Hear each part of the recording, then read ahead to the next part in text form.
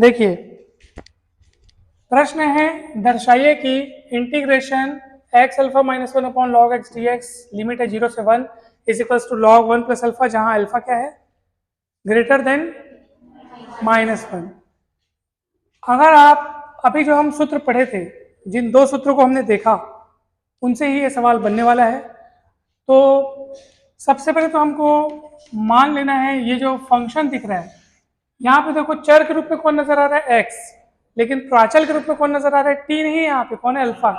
Alpha यहाँ प्राचल है, तो इसको आप मान लो एफ एक्स टी नहीं बल्कि एफ एक्स अल्फा। थोड़ा ध्यान देना है आपको। तो इसको अपन एफ एक्स अल्फा मान लिए, x alpha -1 log x. Clear है?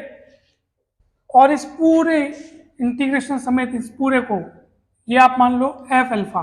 क्या मान लो? तो एफ अल्फा बराबर हो जाएगा ये पूरा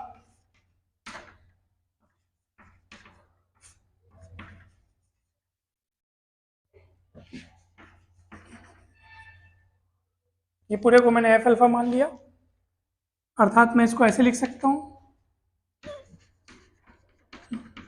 एफ अल्फा को कैसे लिख सकता हूं?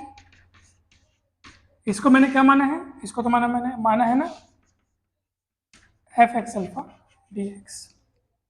क्लियर है? चलिए, हमको जरूरत पड़ेगी इसके अवकलन की, क्योंकि जो हम सूत्र पढ़े थे उसका अवकलन करने की जरूरत पड़ेगा। क्यों ना हम इसका अल्फा के सापेक्ष जल्दी से आंशिक अवकलन कर लेते हैं। तो हम निकाल रहे हैं del f by del alpha. यहाँ पे ये बता रहे हैं कि एफ एक्स और अल्फा का फलन है। ठीक है, एक्स और अल्फा का फलन है एफ। इसी को आप ऐसे भी लिख सकते हैं, अल्फा के सापेक्ष आंशिक अवकलन कर रहे हैं ना, इसको आप ऐसे लिख सकते हो एफ अल्फा। अब अल्फा के सापेक्ष आंशिक अवकलन करना है, किसके सापेक्ष? तो x को कांस्टेंट के रूप में मानना पड़ेगा, मतलब x वाली चीज को कांस्टेंट के रूप में लिखना पड़ेगा। तो ये जो log x है ना, ये 1 upon log x as a constant हो गया, बिकॉज आप अल्फा के सापेक्ष कर रहे हैं। x की घात अल्फा का अवकलन बताइए।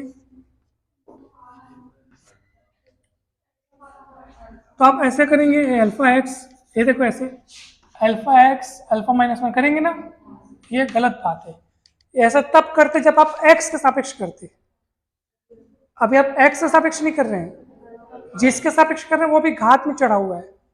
ध्यान दीजिए थोड़ा। जब मैं x से सापेक्ष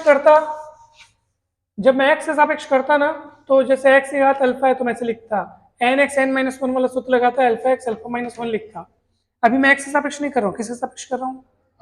तब क्या करना पड़ेगा सुनो। जैसे 5 की घात x का आप डिफ्रेंशिएशन करते हो तो क्या लिखते हो पता है? a की घात x से जैसे करते हो तो क्या लिखते हो पता है? a की घात x log a बेस पे e रहेगा, यहाँ पे ये सूत्र रहता है। वो सूत्र वहां लगेगा, क्योंकि आप जिसके सापेक्ष कर रहे हैं ना वो घात में है।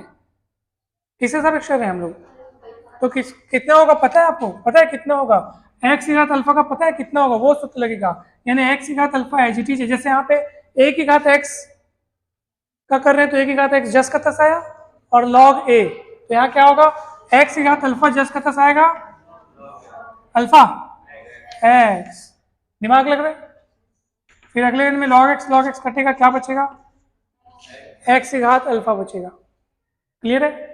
कोई डाउट है क्या? पक्का ना? अब जो हमारा f है, जो हमारा f अल्फा है, उसको आप गौर से अच्छे से देख लो और चेक कर लो कि क्या वो हमारे प्रश्न में जो समाकलन दिया उस अंतराल में संतत है कि नहीं है। तो ऑब्वियस सी बात है ये संतत है, बहुपद फलन के रूप में ये तो संतत है। तो यहाँ पे आप लिखोगे स्पष्टतः यहाँ f और f अल्फा दोनों ही अंतराल हमारा x अल्फा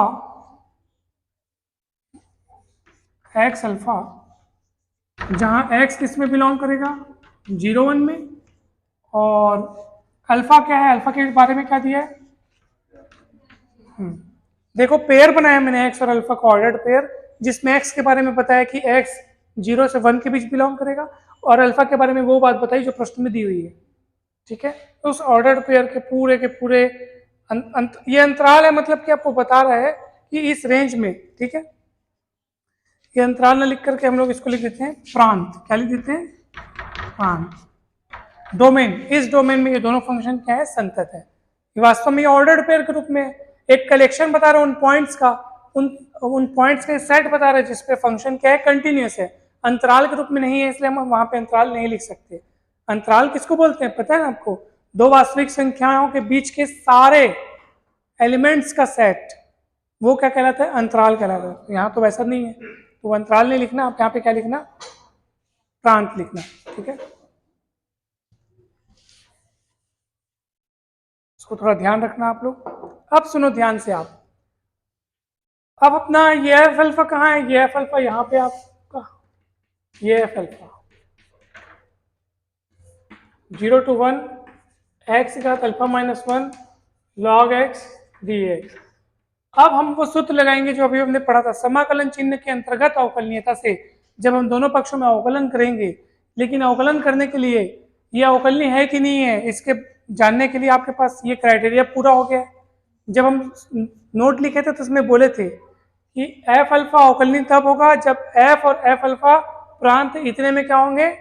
संतत होंगे, लिखे थे अपन। तो ये संतत ऐसे करके लिखे, स्पष्ट है इतने में क्या है? संतत है। क्लियर है ना? तो चलो अब उस हिसाब से क्या हो जाएगा बताओ? F alpha F dash alpha दोनों ओर जब आप अवकलन करोगे समाकलन चिन्ह के अंतर्गत अवकलनीयता से, तो क्या होगा? 0 1, यहाँ पे अल्फा के सापेक्ष क्या हो जाएगा? आंशिक अवकलन।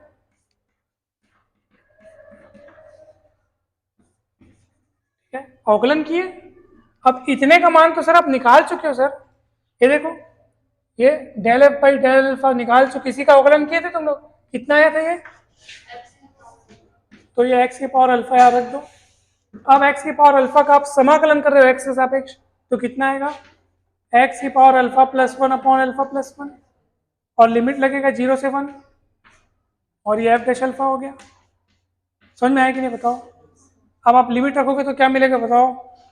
लोअर लिमिट में तो 0 हो जाएगा, अपर लिमिट में 1 की घात में अल्फा प्लस 1 यानी 1 अपॉन अल्फा प्लस 1, और ये होगा f डैश अल्फा।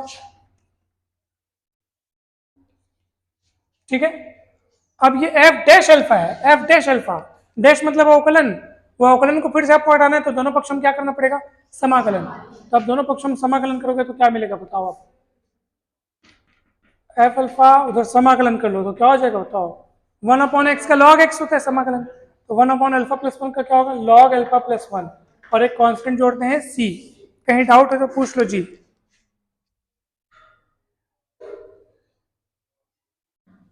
ठीक है ना, कहीं डाउट है तो आप पूछ सकते हैं। अच्छा, इसको मैं दे देता हूं, इसको मैं दे देता हूं इक्वेशन नंबर 1, ये वाले को, ये एफ अल्फा वाले को मैंने इक्वेशन 1 कह दिया, और इसको कह देता हूं 2। क्या कह देता हूं? अब सुनो मेरी बात, अल्फा बराबर 0 पर देखो कि ये क्या मान देता है। चलो देखते हैं, अल्फा बराबर 0 पर ये क्या मान देता है? f0 log अल्फा का मान 0 रखोगे तो log 1 बचेगा, log 1 प्लस सी, log 1 का मान 0 होता है, 0 प्लस सी यानी टोटल मिला के सी बराबर कितना मिला? f0। डाउट है क्या? अब अल्फा बराबर 0 पर समीकरण 1 से देखते हैं क्या मिलता है। अल्फा बराबर 0 रखो, अल्फा बराबर 0 पर समीकरण 1 से,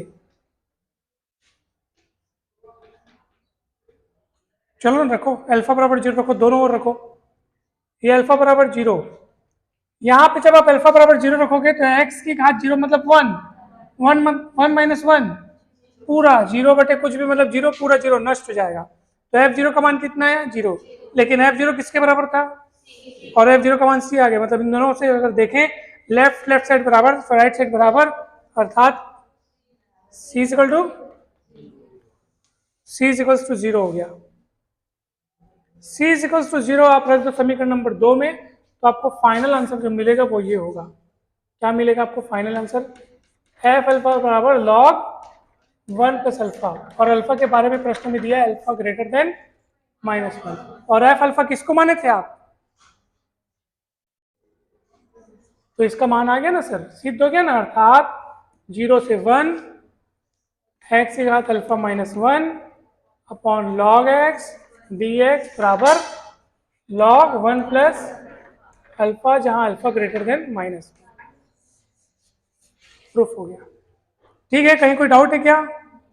आप जो भी आप बनाएंगे ना शब्दों का जरूर ध्यान रखना। देखो मेरे से गलती से क्या लिखा गया था यहाँ पे, अंतराल, वो अंतराल नहीं, वो क्या है, प्रांत है। अंतराल के बारे में हमने अलग से एक वीडियो बनाया हुआ है, आप जरूर उस वीडियो को जरूर जाकर देखें, आपको बहुत सीखने को मिलेगा। Thank you so much.